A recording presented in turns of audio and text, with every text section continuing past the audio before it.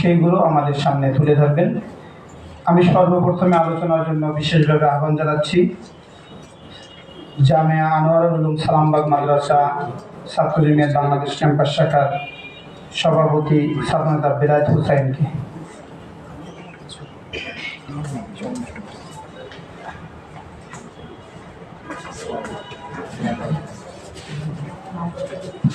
السلام عليكم ورحمة الله وبركاته.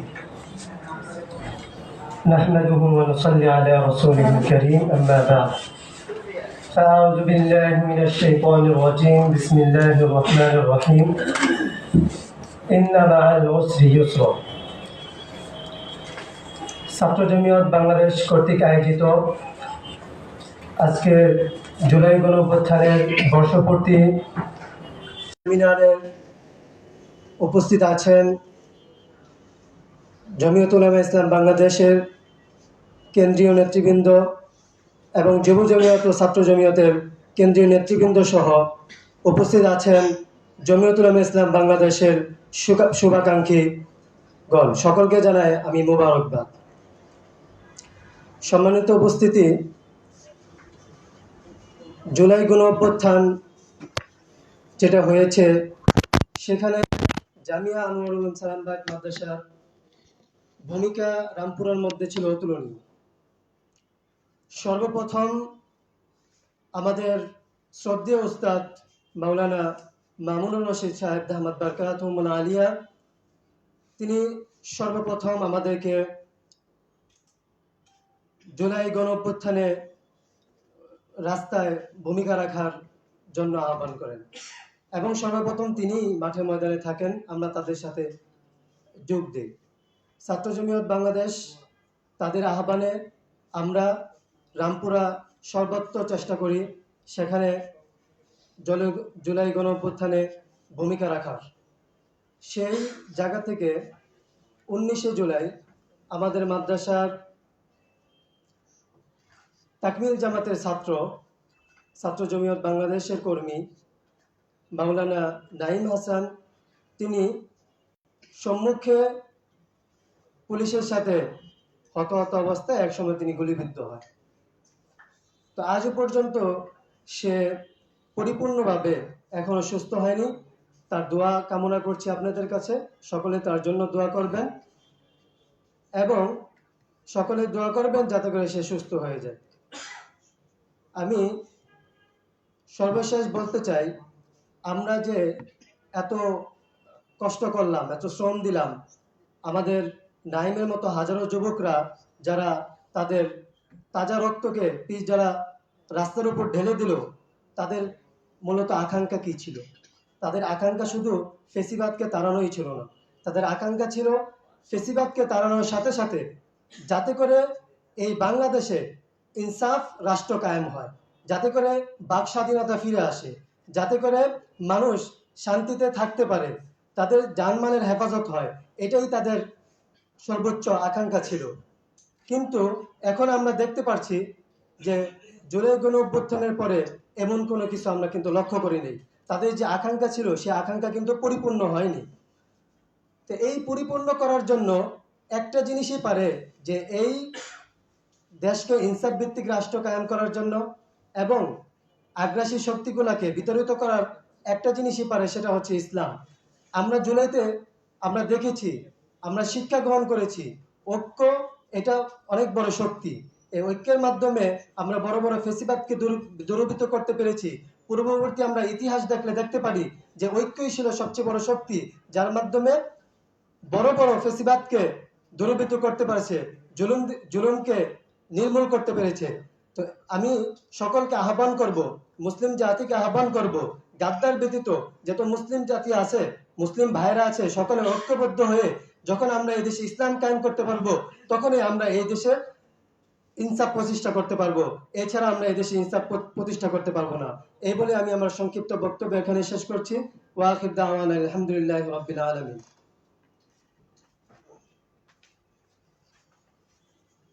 শুকরিয়া সালামবাগ ক্যাম্পাস শাখার সভাপতি বেলায়েত হোসেনকে এ পর্যায়ে আলোচনা রাখার জন্য বিশেষভাবে অনুরোধ জানাচ্ছি জামিয়া সুবহানিয়া মাহমুদনগর তুরাগ ক্যাম্পাস শাখা সহ সভাপতি ছাত্রনেতা সাদ জুন্নুরকে।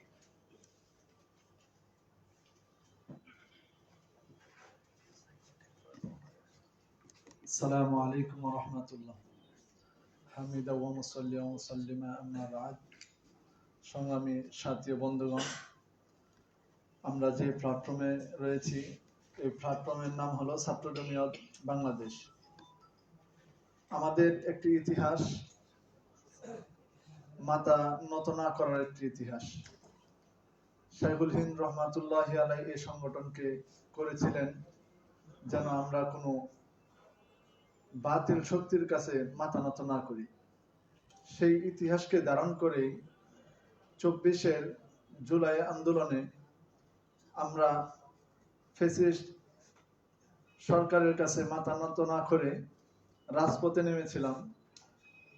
আমরা যখন রাজপথে নেমেছিলাম, আমাদের প্রথম পর্যায়ে যখন আমরা আমাদের উস্তাদদের কাছ থেকে দিক নির্দেশনা নিয়ে জানতে পারলাম আমরা যদি পাঞ্জাবি টুপি পরে মাঠে নামি তাহলে আমাদেরকে এই আন্দোলনটাকে জঙ্গি আন্দোলন বলে বানচাল করে দিবে। সেই জন্য আমি নিজে আমার কিছু বন্ধু বান্ধব নিয়ে প্যান্ট শার্ট পরে প্রথমে আন্দোলনে নামি এবং প্যান্ট শার্ট পরে কলেজের ছাত্রদের সাথে আন্দোলন করি। যখন একটা পর্যায়ে আসলো আমাদেরকে জঙ্গি ট্যাগ দেওয়ার যেই একটা ভয় ছিল সেই ভয়টা কেটে গেল, তখন আমরা পাঞ্জাবি পরেই পরিশেষে নামতে বাধ্য হই। এবং আমাদের তখন আমি বাড়ি দাঁড়াতে ছিলাম, বাড়ি দাঁড়ার মাদ্রাসার ছাত্ররা নতুন বাজার, রামপুরা, বসুন্ধরাতে অনেক অবদান রয়েছে। আর আমি যে ক্যাম্পাসে বর্তমানে আছি সুবানিয়া ক্যাম্পাস, এই ক্যাম্পাসের অবদান হলো ঢাকা উত্তরাতে আব্দুল্লাহপুর সহ বিভিন্ন জায়গাতে তাদের অনেক অবদান। তারা ওই সময় আন্দোলন করে উত্তরা 11 নম্বর সেক্টরে অনেকে আহত হয়েছেন, অনেকে অনেক অবদান রেখেছেন। কওমি মাদ্রাসার সেই ছাত্রদের অবদান ভোলার মতো নয়। কিন্তু আমরা দেখতে পাচ্ছি আমাদের সেই আন্দোলন আমরা বিজয় আনার পর এই দেশে যাদেরকে আমরা বিশ্বস্ত ভেবে আমরা এই দেশে ক্ষমতা হস্তান্তর করেছি, তারা আমাদের বিশ্বাসকে তারা নষ্ট করেছে এবং তারা এই দেশের স্বাধীনতা সার্বভৌমত্বকে নষ্ট করার জন্য অপরাজিত শক্তি আমেরিকাকে এই দেশে আনার পায়তারা চালাচ্ছে। আমি আমার সংগ্রামী সাথী ভাইদের নিকট আবদার রাখবো, আমরা যেভাবে একটি ফ্যাসিস্ট সরকারকে পরাজিত করেছি, একটি আপনার অপরাজিত শক্তি ভারতকে আমরা এই দেশ থেকে তাড়িয়েছি, সেভাবে আমরা যদি অন্য কোনো অপরাজিত শক্তি এই দেশে মাথা ছাড়া দিয়ে উঠতে চাই তাহলে আমরা আবারও মাঠে নামতে বাধ্য হব। ইনশাআল্লাহ আমাদের ছাত্র জমিয়ত বাংলাদেশ কখনো অপরাজিত শক্তির কোনো বাতিল পরাজিত শক্তির উত্থান মেনে নিবে না। এটাই আমাদের কামনা। ছাত্র জমিয়ত বাংলাদেশ জিন্দাবাদ, বাংলাদেশ জিন্দাবাদ। আসসালামু আলাইকুম।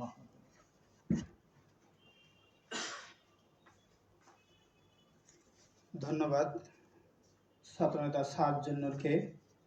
আমি এ পর্যায়ে আলোচনা রাখার জন্য আহ্বান জানাচ্ছি জামিয়া দারুল উলুম জহিরুল ইসলাম ক্যাম্পাস শাখা সহ সভাপতি শাহ মাকনুনকে আমি আলোচনা রাখার জন্য বিশেষভাবে অনুরোধ জানাচ্ছি।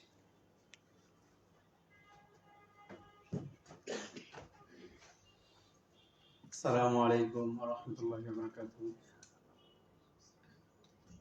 প্রিয় ছাত্র ভাইরা, আমরা জানি 24 এই অভ্যর্থনে যখন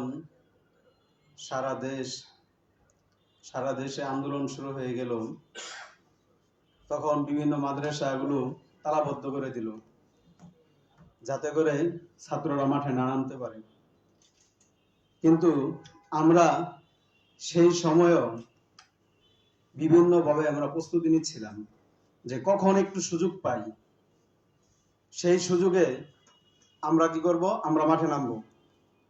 আওয়ামী লীগের এই ফ্যাসিস্ট আওয়ামী লীগের পরাজিত এই শক্তিকে আমরা একদিন দোষে দিব। আমরা প্রতিনিয়তই, আমাদের সাথী ভাইরা এখানে আছে, আমরা প্রতিনিয়তই এইসব নিয়ে আলোচনা, এইসব নিয়ে লেখালেখি পর্যন্ত আমরা করতাম। আমি নিজেও লেখালেখি করেছি, অনেকেই করছেন। তারপর যখন একটু সুযোগ আমরা পাইলাম, সেই সুযোগে কিন্তু আমরা কেউ বসেছিলাম না। আমি তখন বারিধারা মাদ্রাসায় ছিলাম। বারিধারা মাদ্রাসার ছাত্ররা স্বতঃস্ফূর্তভাবে এই জালেম সরকারের বিরুদ্ধে যেইভাবে রুখে দেওয়ার জন্য দাঁড়াইছিল, সেটা আমরা সকলেই কম বেশি জানি। প্রিয় উপস্থিতি, আসলে জালেমের বিরুদ্ধে আমাদের অবদান সর্বদা ছিল, আছে, ইনশাআল্লাহ থাকবে। জমিয়ত কখনোই মাথা নত করে নাই। জমিয়তের ইতিহাস মাথা নত না করার ইতিহাস। এখন পর্যন্ত আপনারা জানেন যে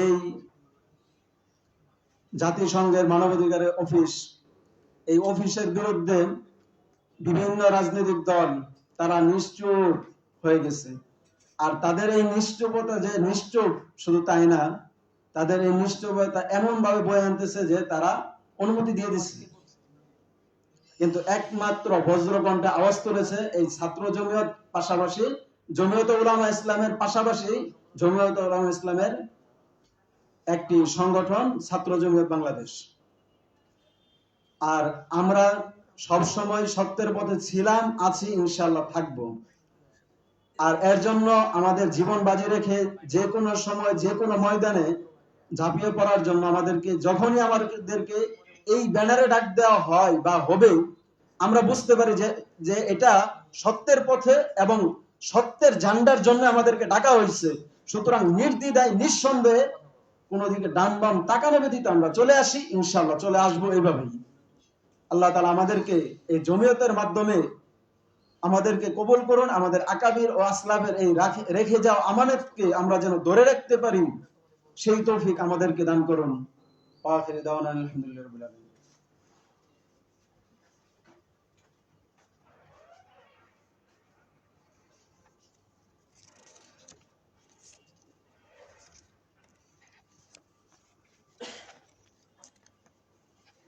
ধন্যবাদ। এখন আলোচনা রাখার জন্য অনুরোধ জানাচ্ছি মাখজানুল উলুম খিলগাঁও মাদ্রাসা ক্যাম্পাস শাখা দায়িত্বশীল ছাত্রনেতা আহমদ নজিরিকে।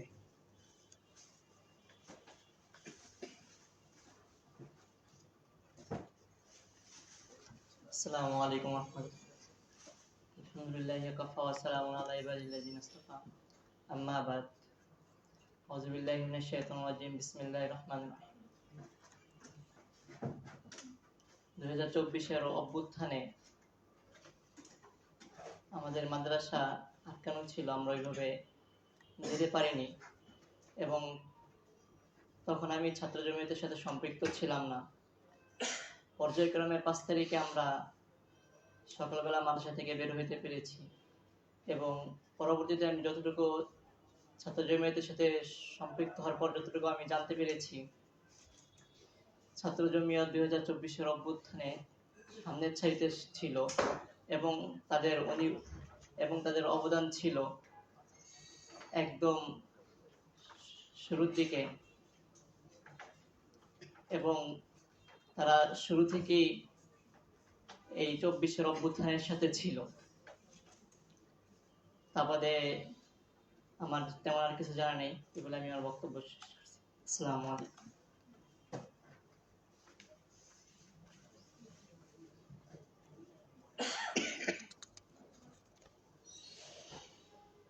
শুকরিয়া, জাযাকাল্লাহ। আমরা এই পর্যায়ে আলোচনা রাখার জন্য বিশেষভাবে অনুরোধ জানাচ্ছি ছাত্র জমিয়ত বাংলাদেশ গাজীপুর মহানগর শাখার দপ্তর সম্পাদক এবং জামিয়া মাদানী বারিধারা মেধাবী শিক্ষার্থী সাদ আহমেদকে বক্তব্য রাখার জন্য আহ্বান জানাচ্ছি। সাদ আহমেদকে।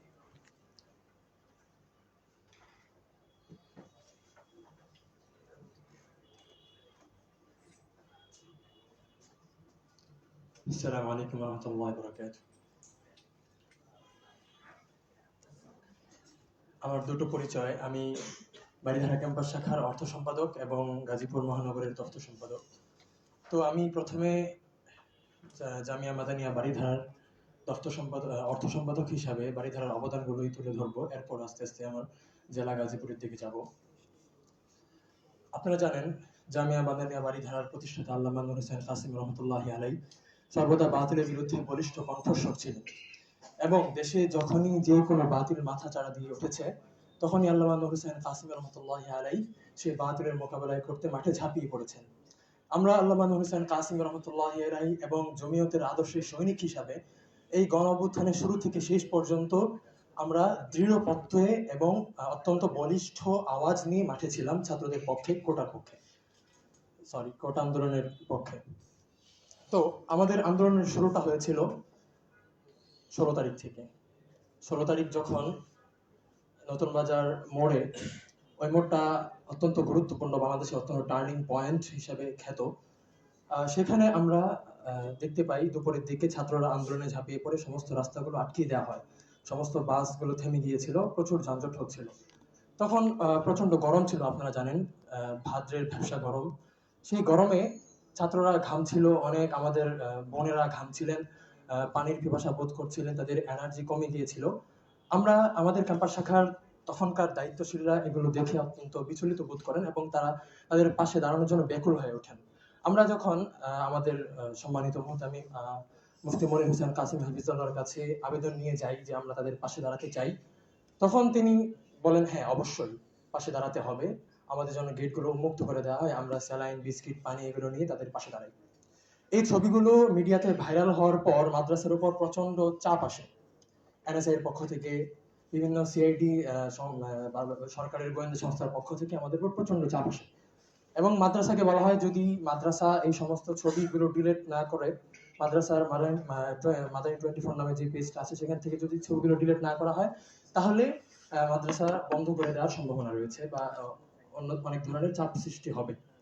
এটা শুনে আমাদের মুফতি মনির হোসেন কাসিম হাফিজাহুল্লাহ যে কথাটি বলেছিলেন এটি ইতিহাসের পাতায় স্বর্ণাক্ষরে লিখে রাখার মতো, যে একটা মাদ্রাসা যদি অন্যায়ের বিরুদ্ধে যারা মাঠে নেমেছে তাদের পাশে দাঁড়াতে না পারে তাহলে এই মাদ্রাসা থাকা নেই, মাদ্রাসা বন্ধ করে দেওয়া উচিত। এবং আমাদের প্রত্যেকটা ওস্তাদ তখন বীর দর্পে মুফতি মনির হোসেন কাসিম হাফিজাহুল্লাহকে সমর্থন দিয়ে এই অন্যায়ের বিরুদ্ধে কোটা আন্দোলনের বিরুদ্ধে যারা কোটা আন্দোলন করছিলেন তাদের পাশে দাঁড়িয়েছেন। এরপর আমাদের দীর্ঘ নিরবধি সংগ্রাম শুরু হয়। সময়ে সময়ে আমরা গেট থেকে বের হতাম, বের হয়ে আন্দোলন করতাম। শুক্রবারের দিকে আমরা দেখতে পাই নতুন বাজার থানার সামনে প্রচন্ড গোলাগুলি হচ্ছে, একদম মুখোমুখি সংঘর্ষ। আমরা সেখানে দেখি আমাদের চোখের সামনে লাশ পড়ছিল, আমরা মাদ্রাসায় বন্দী ছিলাম, কিছু করতে পারছিলাম না এবং আমাদের কয়েকজন স্টাফকে বন্দী করে নিয়ে যাওয়া হয়েছিল। সেখান থেকে মুফতি মনির হোসেন কাসিম হাফিজুল্লাহ তাদেরকে ছুটিয়ে নিয়ে এসেছিলেন এবং আমাদের মাদ্রাসার একজন স্টাফ অত্যন্ত আহত হয়েছিল সম্মুখ সংঘর্ষে। এর পরবর্তীতে এক সপ্তাহ পর শুক্রবারে আমাদের সমস্ত ছাত্ররা শাহবাগে গিয়ে আন্দোলন অবস্থান নেয় এবং আমাদের বাড়িধারা মাদ্রাসার একজন শিক্ষার্থী শাহবাগ থেকে আন্দোলনকে নেতৃত্ব দিয়ে একদম সায়েন্স ল্যাব মোড় পর্যন্ত নিয়ে যায়, সেটা আপনারা সকলে অবগত আছেন। 4 তারিখ সকালবেলা, 4 তারিখ আগে 3 তারিখ রাতে আমাদের বাড়িধারা ক্যাম্পাস শাখার দীর্ঘ মিটিং হয়। আমরা সেখানে অবস্থান আমাদের অবস্থান সুস্পষ্ট করি যে যাই হোক আমাদের জীবনও যদি বিপন্ন হয় আমরা তাদের পাশে দাঁড়াবো। এখনই সময় ফেসিবাদকে বাংলাদেশ থেকে উৎখাত করার, এখনই সময় এই হাসিনার দুঃশাসনকে বাংলাদেশ থেকে সরিয়ে দেওয়ার। 3 তারিখ রাতের আমাদের দীর্ঘ মিটিং এর ফলে 4 তারিখ দুপুরবেলা আমরা বের হওয়ার জন্য প্রস্তুতি নিই, সমস্ত ছাত্ররা মাঠে এসে উপস্থিত হন। সেই ছবি অবশ্যই আপনারা দেখেছেন। আমাদের হাতে ছিল লাঠি সোটা, আমাদের হৃদয়ে ছিল জোশ, আমাদের প্রত্যয় ছিল আমরা আজকে হাসিনাকে তাড়িয়ে ছাড়ব। সে লক্ষ্যে আমরা যখন মাদ্রাসার মাঠে একত্রিত হই তখন ওস্তাদে মোহতারাম মুফতি মনির হোসেন কাসিম হাবিবুল্লাহ মাহমুদ কাসিম হাফিজুল্লাহ তারা অত্যন্ত অনরবর্ষী এবং জ্বালাময়ী বক্তব্য দেন এবং বলেন আর একটা গুলি যদি আমাদের সন্তানদের বুকে চলে তাহলে এই হাসিনার জায়গা বাংলাদেশে হবে না। আমরা তাদের বক্তব্যে অত্যন্ত আনন্দিত হই, উদ্বেলিত হই এবং অত্যন্ত আনন্দ অনুভব করি। আমরা দেখতে পাই আমাদের ওস্তাদরাও আমাদের মতোই অন্তরে একটি তীব্র পিপাসা লালন করছেন এই হাসিনা ফেসিবাদকে সরিয়ে দেওয়ার জন্য। আমরা 4 তারিখ দুপুরে বের হই, সেখান থেকে যমুনা ফিউচার পার্কে আমরা অবস্থান করি। পথে যাওয়ার সময় অত্যন্ত বিপদসংকুল পথ ছিল, ছাত্রলীগ বিভিন্ন গলিতে লুকিয়েছিল। আমরা সেসব বিপদসংকুল পথ পাড়ি দিয়ে যমুনায় একত্রিত হই এবং দীর্ঘ একটা সময় সেখানে আমরা অবস্থান করি।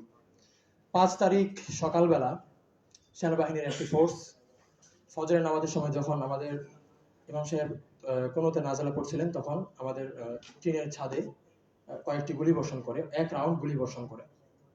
পরবর্তীতে ফজরের নামাজের পর আমরা আমাদের ছাত্ররা উত্তেজিত হয়ে পড়ে, তারা মাঠে চলে আসে, গেটের সামনে চলে আসে এবং গেট ভাঙতে চেষ্টা করে।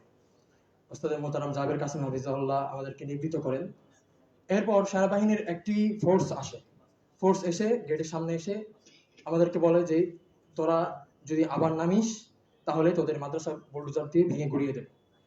আমাদের মুহতামিম আল্লামা মনির হোসেন কাসেম হাফিজাহুল্লাহ দৃঢ় পদে গেট থেকে বেরিয়ে যান এবং বলেন যে আমরা বাতিলের বিরুদ্ধে দাঁড়িয়েছি, আমরা অবশ্যই দাঁড়াবো, আপনি কি করতে পারেন করে দেখান। এটাই ছিল আমাদের, তার এই কথা বলাটা, তার এই দৃঢ় চেতা মনোভাব আমাদেরকে সাহস জুগিয়েছে। আমরা সবসময় ওস্তাদদের এই দৃঢ় চেতা মনোভাব থেকে আমরা অত্যন্ত মনোবল লাভ করেছি। পরিশেষে আমরা গণ অভ্যুত্থান পরবর্তী সময়ে যে আশা আকাঙ্ক্ষা লালন করছিলাম, আমরা যে নতুন বাংলাদেশের স্বপ্ন দেখছিলাম, সেই স্বপ্ন একটা ফিকে হয়ে গেছে। আমরা দেখছি গণ অভ্যুত্থানের আকাঙ্ক্ষা এবং নতুন বাংলাদেশ বিনির্মাণের স্বপ্ন নিয়ে যে দলটি গঠিত হয়েছে, তারা এক এক সময় এক এক মতবাদে লালন করছে, তাদের স্ট্যান্ডার্ড আজ পর্যন্ত ক্লিয়ার নয়। এবং আমরা দেখতে পাচ্ছি বর্তমান যে ইন্টারিম গভর্নমেন্ট আমাদের মাথার উপর চেপে বসে আছে, তারাও বাংলাদেশে তাদের নিজস্ব মতবাদ চাপানোর চেষ্টা করছে এবং জাতিসংঘের মানবাধিকার কমিশনের মতো একটি বাংলাদেশের বিরুদ্ধে একটি শক্তিকে এখানে বসানোর চেষ্টা করছে। আমরা গণঅভ্যুত্থান থেকে কি হাসিল করেছি? বলতে গেলে আমাদের হাসিল কিছু নেই। আমরা পদে পদে দেখতে পাচ্ছি কওমি শিক্ষার্থীদেরকে বঞ্চিত করা হচ্ছে, সর্বক্ষেত্রে আমরা বঞ্চিত। এ কারণে আমাদের প্রয়োজন একটি সর্বগ্রাসী বিপ্লব। এ কারণে ছাত্র জমিয়তকে সেই বিপ্লবের নেতৃত্ব দেওয়ার জন্য এগিয়ে আসতে হবে। আমাদের মেধাবী, কর্মঠ এবং অত্যন্ত যুগোপযোগী নেতৃত্ব নিয়ে আসতে হবে। আমরা ছাত্র জমিয়তের কাছে এই কামনাই করি। আল্লাহ তাআলা আমাদেরকে তৌফিক দান করুন। আসসালামু আলাইকুম।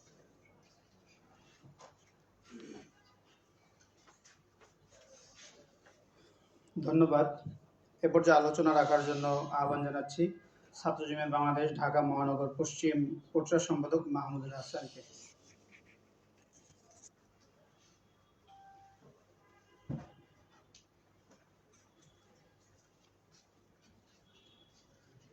আসসালামু আলাইকুম ওয়া রাহমাতুল্লাহি ওয়া বারাকাতুহু। জুলাই গণ অভ্যুত্থানের বর্ষপূর্তি আকাঙ্ক্ষা ও অর্জন শীর্ষক সেমিনারের আজকে উপস্থিত আছেন জাতীয় নেতৃবৃন্দগণ, আমার সামনে উপস্থিত আছেন ছাত্র ভাইরা, সবাইকে আন্তরিক শুভেচ্ছা জানিয়ে আজকে বক্তব্য শুরু করছি। জুলাই আন্দোলন একটি ইতিহাস। আমরা ৭১-এর গল্প শুনেছি, ইংরেজ আজাদের গল্প শুনেছি, ইংরেজ খেলা আন্দোলনের, আর জুলাই সশরীরে শরিক হয়েছি। ৭১-এর যে যুদ্ধ ছিল স্বাধীনতার যুদ্ধ, আজকে দেখেন সেই ৭১-এর কথা শুনলে মানুষের মনে একটা ক্ষোভের সৃষ্টি হয়, মানে একটা ভালোবাসার জায়গা থেকে ক্ষোভে পরিণত হয়েছে একটা কারণে। এই কারণটা হচ্ছে ৭১-কে ব্যবহার করা হয়েছে, ব্যবহার করে ১৬-১৭ বছরটা এটাকে নষ্ট করা হয়েছে। আজকে ২৫ সালে এসে আমরা দেখতে পাচ্ছি যে ঠিক সেইভাবেই একইভাবে ২৪-কে ব্যবহার